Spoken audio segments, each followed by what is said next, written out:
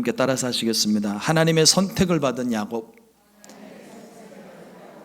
한 번 더 따라서 하시겠습니다. 하나님의 선택을 받은 야곱. 오늘 함께 봉독한 로마서 9장 10절로 13절의 말씀을 가지고 하나님의 선택을 받은 야곱이라는 제목으로 함께 말씀의 은혜를 나누겠습니다.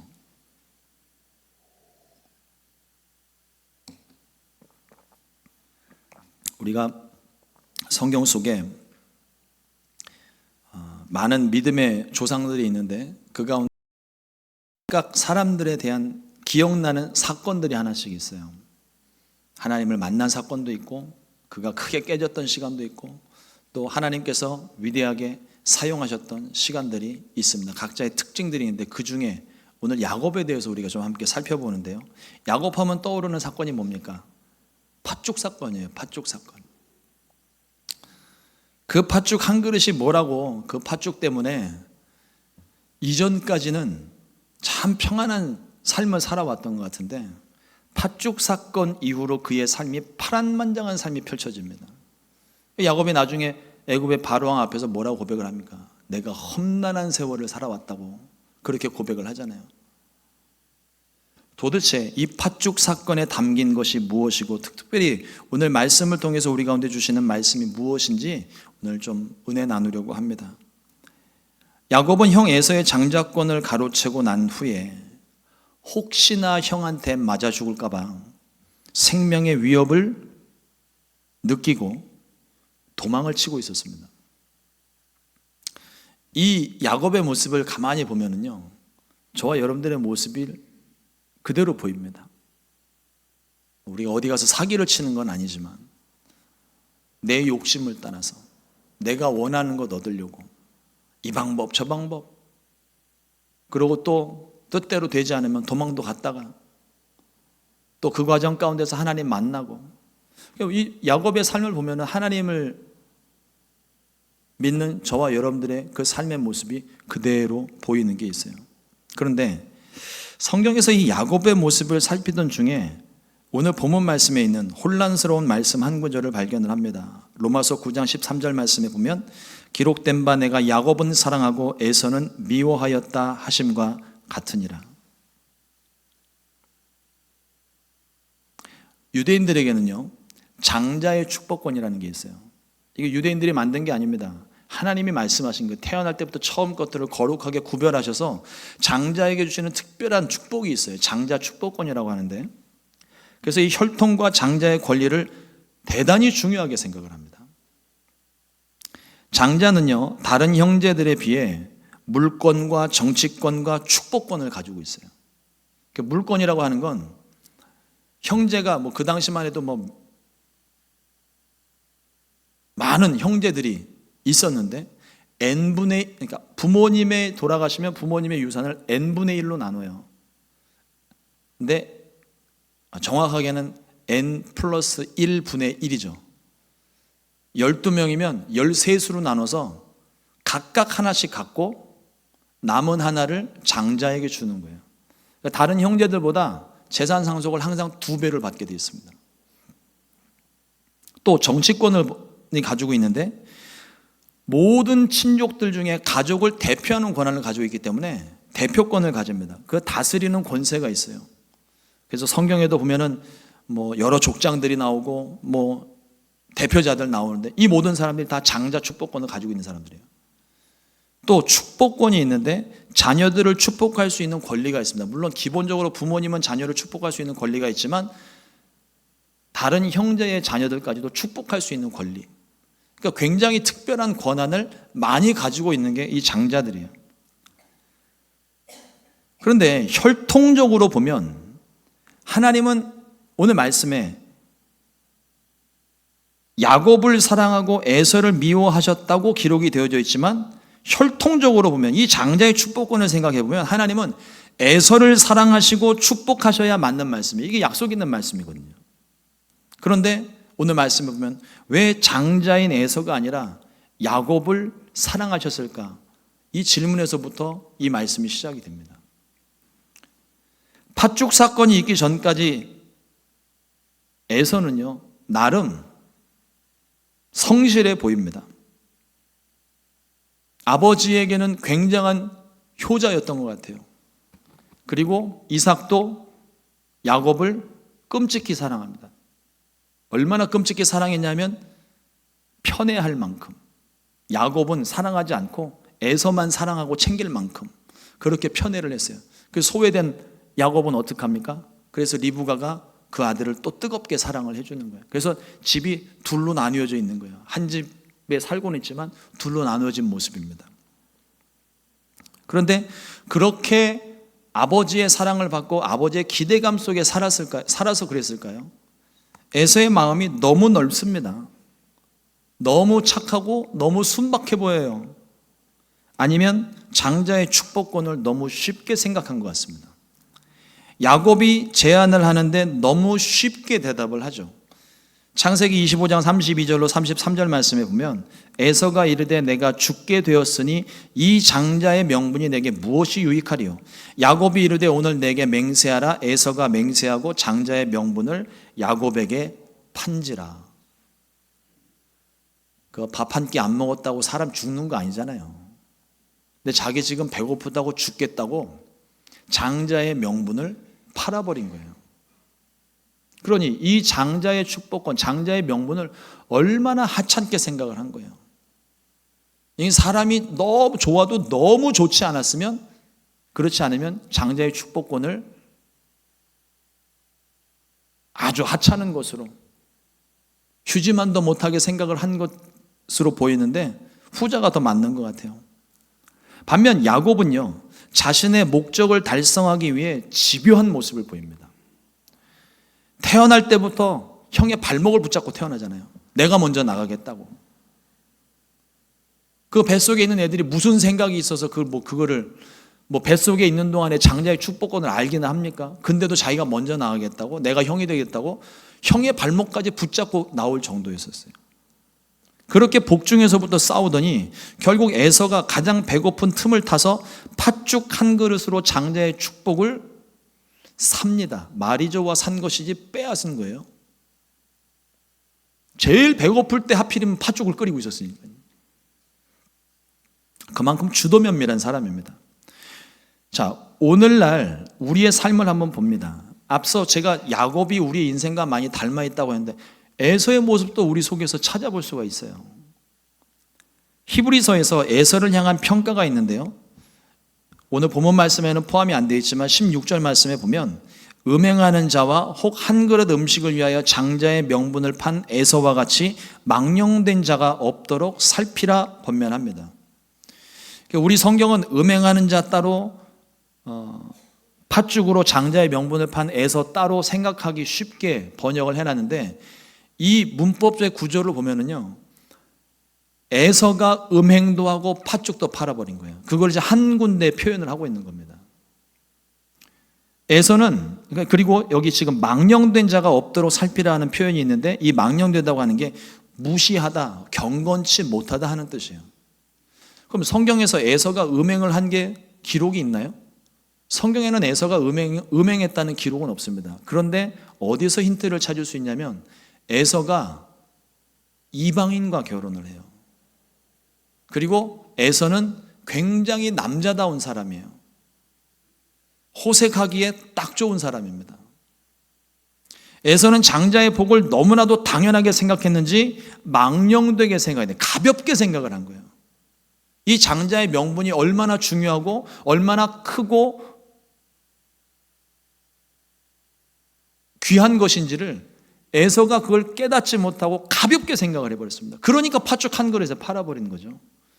판다고 팔리는 것도 아니지만 그만큼 장자의 명분에 대한 명분을 가질 자격이 없는 사람인 거예요. 그걸 소중하게 생각하지 않습니다.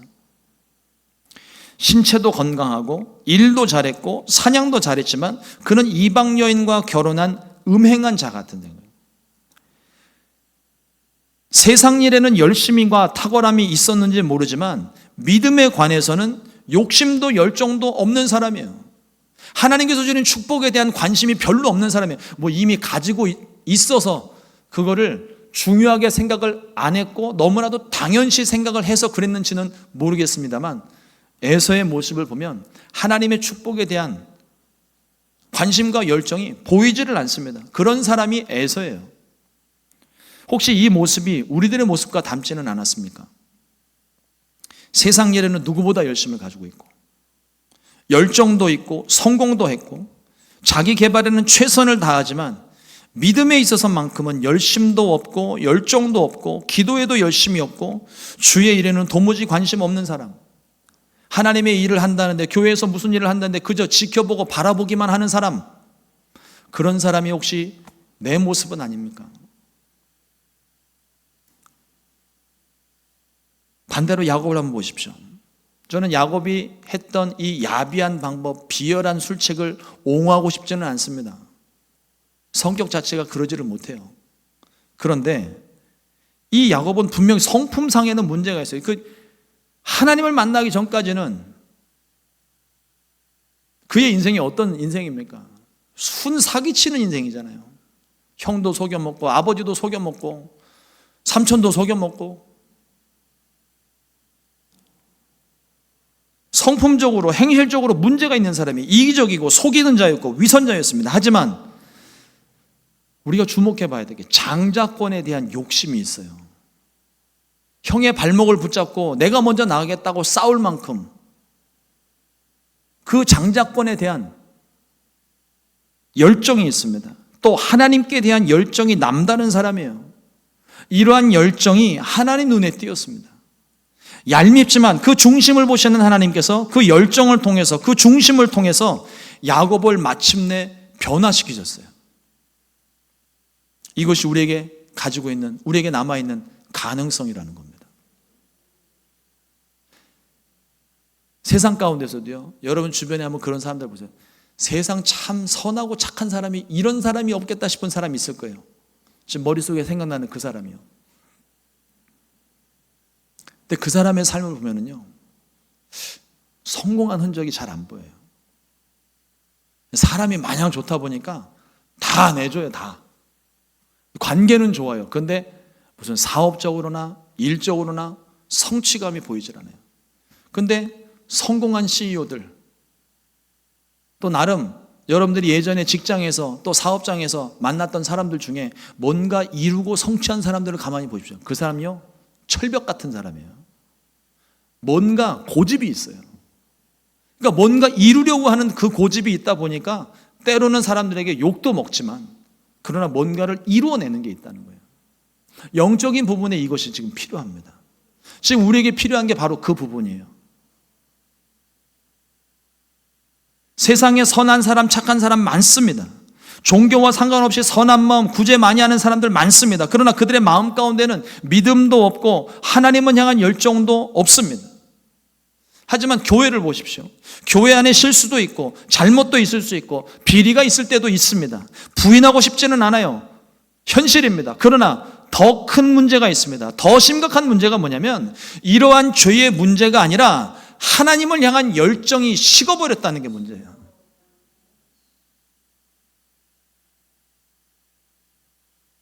나이 탓하지 마세요. 환경 탓하지 마세요. 우리가 예수님 처음 믿었을 때, 여러분 지금도요, 우리 주변에 연세 많으신 분이 예수님 믿고 갑자기 없던 열정 생기시는 분들도 있고요. 우리가 지금보다도 훨씬 이전에 예수님 믿었을 때 지금보다 환경이 훨씬 더 안 좋았어요. 근데도 우리는 물불 가리질 않았어요. 그런데 지금 우리들은요, 지금 우리들의 열정은 어떻습니까? 하나님을 향한 마음에 뜨거운 열정이 있으면 우리가 죄가 있을지라도 허물이 있을지라도 회개할 수 있고, 잘못된 부분이 발견되면 부정부패도 뜯어 고칠 수가 있고, 실수를 거울 삼아 다시 시작할 용기를 얻게 됩니다. 왜냐하면 이것을 하나님이 기뻐하시니까. 하나님이 기뻐하시는 것이 무엇인지를 우리가 아니까 나의 열심이, 나의 열정이 어쩌면 이것은 나에게 있는 것이 아니라 하나님의 열심을 내게 주셔서 그 열정으로 내가 이것을 감당하게 하시는지 몰라요. 하나님의 열심이 이루리라 말씀하시잖아요. 내 안에 주신 하나님의 열정으로 그것을 회복하고 극복하고 변화시키고 개선해 나가는 겁니다. 그게 우리에게 남아있는 가능성이에요. 세상에서는 교회를 향하여서 교회가 이제는 썩었다, 망했다, 가능성이 없다 말하고 있지만 그들이 모르는 게 있어요. 그들이 보지 못하는 게 있습니다. 교회 안에 역사하시는 성령의 역사예요. 백날 그 사람들한테 가서 얘기해 보세요. 성령의 역사를 아나. 근데 우리는 알잖아요. 우리가 기대하고 소망하는 것이 바로 그것입니다. 교회 안에 성령의 역사가 있어야 돼요. 이를 위하여 우리가 기도할 것은 성령의 충만함입니다. 성령이 교회 안에 역사. 아마 하나님이 일하시기 시작하면 세상이 포기하고 끝났다고 얘기를 해도요, 절대로 끝난 게 아닙니다. 우리를 향하신 하나님의 사랑이 아직 포기되지 않고 접지 않은 이상 우리에게는 얼마든지 가능성이 있어요. 그 가능성은 나의 가능성이 아닙니다. 하나님의 열심이에요. 하나님이 왜 야곱을 사랑하셨을까요? 야곱에게 하나님을 향한 거룩한 열정, 믿음을 향한 집중력이 있었다는 거예요. 그의 성격이 모난 것 같고 고집스러운 부분이 있어 보이지만, 그러나 하나님이 그 사람을 결국 만나시고 그 고집스러운 걸 꺾으시고 사용하시잖아요. 변화시켜 사용하시잖아요. 하나님은 믿는 사람들에게 복을 주십니다. 하나님께 마음을 쏟는 사람, 그리고 어떤 문제든 하나님께로 달려나오는 그 사람에게 은혜를 주십니다. 회당장 야이로에게 주신 말씀을 기억해 보십시오. 딸을 고치러 가던 중에 딸이 죽었어요. 모든 게 끝났습니다. 절망과 낙심에 빠지기 딱 좋아요. 근데 그때 주님이 말씀하십니다. 두려워하지 말고 믿기만 하라. 그리하면 딸이 구원을 얻으리라. 또 다른 말씀을 주십니다. 주 예수를 믿으라. 그리하면 너와 내 집이 구원을 얻으리라. 믿는 자에게는 능치 못할 일이 없고 기도하고 받은 줄로 믿으면 그대로 이루어집니다. 결국 우리의 마음의 문제라는 거예요. 믿음의 문제라는 겁니다. 하나님이 왜 야곱을 사랑하셨을까요? 둘째들이 가지는 특징이 있습니다. 여러분 중에도 아마 둘째이시거나 집에 둘째가 있거나 보셔서 아실 거예요. 첫째들과는 다른 둘째들이 가지는 독특한 성격이 있습니다. 오해는 하지 마세요. 저도 첫째입니다. 둘째들이 가지는 일반적인 특징이 있어요. 어찌하든 형을 이겨먹으려고 그래요. 지고는 못 사는 성격들이 있어요. 그래서 성공한 사람들의 대부분이 둘째가 많아요. 고집스러움이 있거든요. 집요함이 있거든요. 그래서 그랬을까요? 그래서 하나님이 둘째를 편애하시는 겁니까? 그건 아니겠죠. 장자의 축복은요, 하나님이 야곱을 사랑은 하셨지만 장자의 축복에 대한 권한은 계속 휘어져 내려옵니다. 흘러내려와요. 무엇이 문제냐면 하나님을 향한 거룩한 열정이 문제라는 겁니다. 첫째도, 둘째도, 셋째도, 넷째도 수많은 서열들이 있겠지만 이 순서가 중요한 게 아니에요. 여러분 기억해 보세요. 요셉도 막내였고 다윗도 막내였습니다. 하나님 사용하시잖아요. 우리 성도님들 중에 첫째도 있고 둘째도 있으시겠지만, 그래서 혹시라도 마음 상해하지 마시라고 제가 말씀을 드리는 거예요. 첫째든 둘째든 막내든 상관없이 하나님을 향한 열정이 있으면 하나님이 그 사람을 사랑하십니다. 하나님이 그 사람을 사용하세요. 하나님이 위대하게 만들어서 하나님이 변화시켜 사용하실 겁니다. 그러니까 첫째분들도 상처받지 마시고, 둘째라고 우쭐대지도 마시고, 막내라고 기펴고 사시지 마세요. 그냥 우리의 모습은 있는 그대로 하나님께 내 마음과 열정을 드리면 하나님께서 그걸 받으시고 사용하시는 겁니다. 로마서 9장 12절 말씀에 보면 리브가가 이르시되 큰 자가 어린 자를 섬기리라 하셨나니, 이미 뱃속에 있을 때 하나님이 그 성품을 보시고 하나님이 구별하여 세우신 거예요. 큰 자가 어린 자를 섬기리라, 있는 자가 없는 자를 섬기리라, 지혜 있는 자가 어리석은 자를 섬기리라. 무엇을 말씀하고 있습니까? 있는 것으로, 가진 것만으로 자만하지 말고 교만하지 말고 날마다 하나님을 의지해야 된다고 말씀하시는 거예요. 하나님이 왜 야곱을 사랑하셨을까요? 야곱은 약한 사람이었기 때문입니다. 성품적으로 그래요. 체질적으로 그래요. 에서는 몸이 우락부락하고 사냥을 좋아하는 사람입니다. 체질적으로 사냥을 하게끔 태어난 사냥꾼 같은 사람이에요. 그 야곱이 속일 때도 형 에서를 흉내내려고 가죽 옷을 입어가지고 여기 털이 북실하게 만들어 놓잖아요. 반면 야곱은 굉장히 유하고 연약한 사람입니다. 고집스러운지는 몰라도 야곱은 약한 자였어요. 그런데 하나님은 약한 자를 들어 강한 자를 부끄럽게 하십니다. 없는 것을 택하여 있는 것을 패하십니다. 왜냐하면 지혜 있는 사람, 강한 사람들은요, 의지할 게 많아요. 의지할 게 많아서 그냥 내가 해버려요. 뭐 사람한테 가서 청탁을 하고 부탁할 이유 없죠. 내 돈 주고 사람 써서 그냥 하면 되는 거고, 내가 능력 있고 지혜가 있으면 그냥 내가 문제 해결해 버리면 끝나는 거예요. 그럼 문제될 것도 하나도 없고 마음 쓸 일도 하나도 없는 거죠. 그리고 나서 하는 소리가 무엇입니까?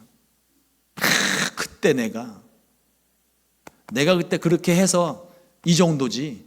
자기 무용담을 이야기하고 자기 과시하는 거예요. 여러분들 주변에 혹은 내 말 속에 그때 내가 이런 말 하는 사람 조심하십시오. 내가 드러나는 거예요. 내가. 근데 내가 했는지는 몰라도 결국 그 일을 이루시는 거는 하나님이시잖아요. 내가 드러나면 안 된다는 거예요. 그러니까 이제 우리 말을 바꿔야죠. 그때 하나님이, 그 뒤에도 내가 들어가면 안 돼요. 그때 하나님이 나를 쓰셔서 이러면 또 말짱 꽝인 거예요. 하나님이 하시는 거예요. 하나님이. 환경도 능력도 지혜도 하나님이 내게 주셔서 그것을 감당하게 하시는 겁니다. 그런데 그러니까 강한 사람들이 그래요. 잘 되면 자기 힘으로 잘 됐다고 말하죠. 다 내 덕이에요. 잘못되면 다 남 탓이고. 그런데 약한 사람은요, 내세울 것이 없는 사람은요, 부족한 사람은요, 없기 때문에, 약하기 때문에, 부족하기 때문에 더 하나님을 의지할 수밖에 없습니다. 하나님, 나 이게 없는데요, 내가 채워줄게. 하나님, 내가 이걸 할 수가 없습니다. 내가 해줄게. 하나님, 내가 방법이 없는데요, 내가 너에게 지혜를 줄게. 하나님이 할 수 있도록 도우시는 거예요. 그러니까 나는 할 수가 없으니까 하나님을 붙잡을 수밖에 없는 겁니다. 모든 걸 가진 사람이 하나님 붙잡는 게 강렬하겠습니까? 아무것도 없는 사람이 하나님을 붙잡는 게 강렬하겠습니까? 아무것도 없는 사람이 지푸라기라도 잡는 심정으로 잡으면 그게 하나님께 탁 붙잡히는 거예요. 하나님이 우리를 그렇게 붙드시는 겁니다. 그 마음을 하나님이 받으시고 우리의 연약함을 사용하셔서 있는 자들, 교만한 자들, 가진 자들, 행세하는 사람들, 그 사람들을 부끄럽게 만드는 게 하나님의 방법이라는 거예요. 하나님은 부족해도, 가진 것이 없어도 하나님을 찾는 사람, 하나님만 의지하는 사람, 하나님을 붙드시는 사람을 위대하게 사용하시는 줄로 믿습니다. 고린도후서 12장 10절 말씀에 그러므로 내가 그리스도를 위하여 약한 것들과 능력과 궁핍과 박해와 곤고를 기뻐하노니 이는 내가 약한 그때의 강함이니라. 우리가 약할 때, 죄 짓고 방황할 때, 목표를 잃어버렸을 때, 그때 주님이 우리를 먼저 찾아오셨어요. 그리고 우리를 먼저 손을 내미셨습니다. 우리 손을 붙잡고 나와 함께 가자. 내가 일으켜 줄게. 내가 너와 함께 할게. 내가 너를 도와줄게. 그리고 우리를 구원해 주셨어요. 우리가 하나님을 찾는 중요한 이유 중에 하나입니다. 오늘 사역자 아침 기도회를 하면서 말씀을 잠깐 나눴던 게 있는데, 그 주신 은혜가 너무 커서 오늘 잠깐 연결 지어서 말씀을 좀 나누려고 합니다. 고린도후서 5장 15절 말씀에 보면 우리가 예수님을 믿고 살아가는 것에 대해서 분명하게, 목적에 대해서 분명하게 말씀을 해주고 있습니다.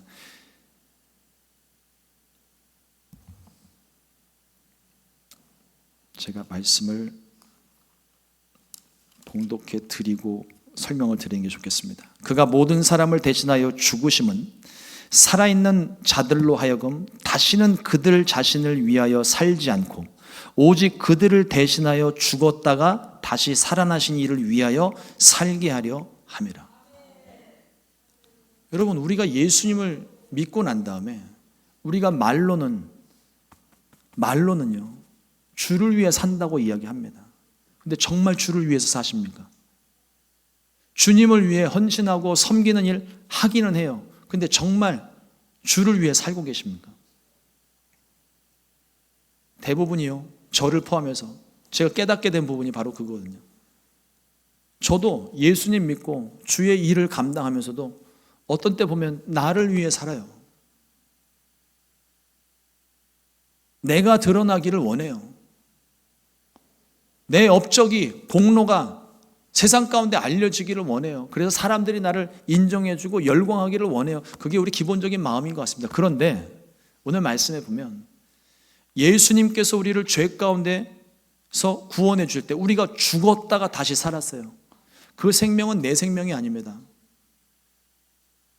내가 죽기 전에는 나를 위해 사는 게 누가 뭐라고 그러겠어요. 그런데 내 생명이, 옛사람이 죽었고 주님이 내게 새 생명을 주셨어요. 그 생명은 예수의 생명입니다. 예수의 생명을 가진 저와 여러분들이 무엇을 위해 살아야 됩니까? 주를 위해 사는 거예요. 그렇다고 해서 여러분들도 다 생업 다 포기하고 다 주의 일에 헌신하고 사역자 되라고 드리는 말씀 아니에요. 저는 주의 종으로 말씀을 가르치는 자로 저를 부르셨지만 여러분도 각자에게 주신 하나님의 소명이 있어요. 그것을 감당을 할 때 나를 위해서 하는 것이 아니라, 나를 드러내기 위해서 하는 것이 아니라, 내 성공과 영광을 위해서 하는 것이 아니라 하나님의 목적을 위해서 살라고 분명히 그 생명을 주신 겁니다.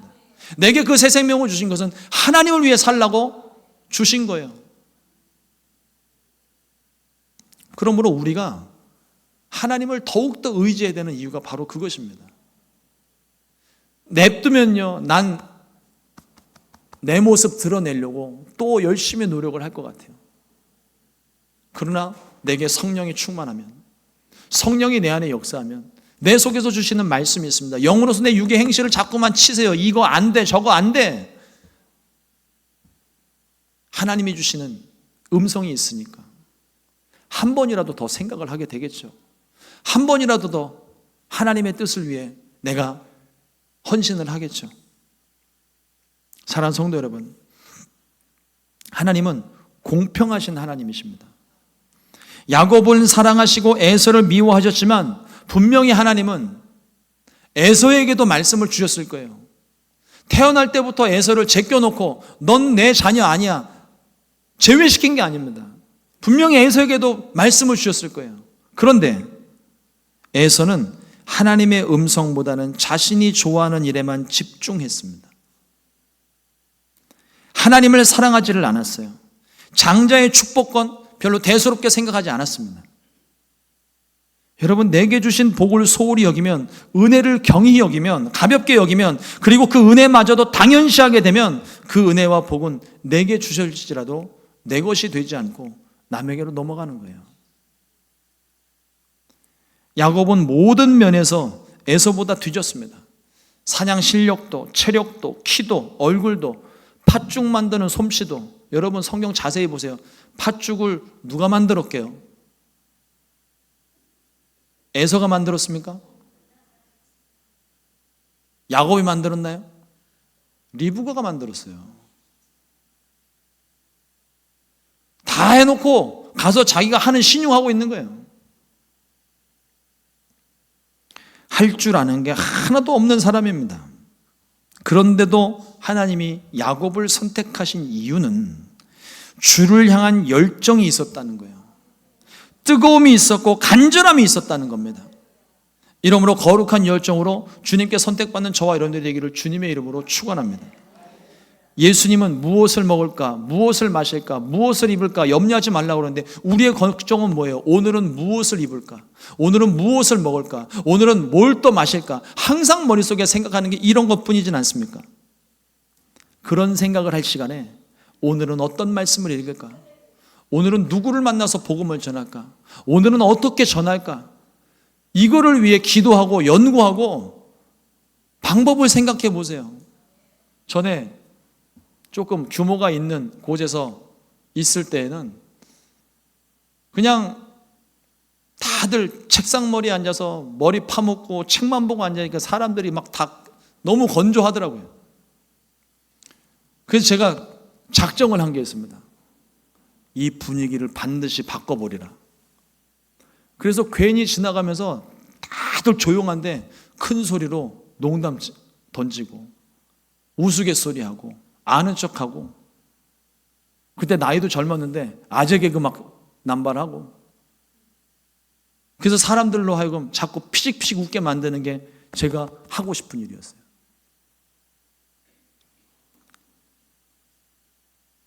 주의 종들이 사역을 하는데 너무 경직되어 있으니까 이게 도무지 사역이 아닌 것 같은 거예요.